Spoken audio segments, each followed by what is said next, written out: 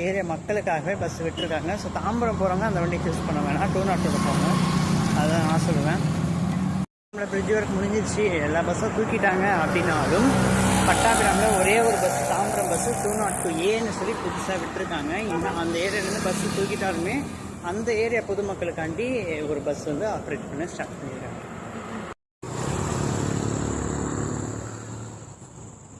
சர்வீஸ்லேருந்து நடந்து வந்தோடனே உங்களுக்கு ரோடு ரெண்டாக பிரியும். நீங்கள் ரைட்டில் போனீங்கன்னா உங்களுக்கு நசரப்பேட்டை போயிடலாம். இப்படி லெஃப்டில் இப்படி திரும்பினீங்கன்னா பூந்தமல்லி பஸ் ஸ்டாண்டு, பூந்தமல்லி போயிடலாம். சர்வீஸ் லைனில் நீங்கள் நடந்து வந்தீங்கன்னா, ஒரே ரோடு நடந்து வந்தீங்கன்னா இந்த ஹைவேஸில் கொண்டு வந்து விட்டுரும். நீங்கள் ஈஸியாக போயிடலாம். ஸோ இதுதான், நீங்கள் லெஃப்ட்டு ரைட்டு திரும்ப வேண்டிய அவசியமே இல்லை. ஸ்ட்ரைட்டாக இப்படி வந்துடலாம். இப்போ நான் பஸ் ஸ்டாண்டை காட்டுறேன். ஷார்ட் அப்படிங்கிறனால எல்லாத்தையும் ஒரே ஷார்ட்டில் போட முடியல. ஸோ அடுத்த ஷார்ட்டில் வரும் பாருங்கள்.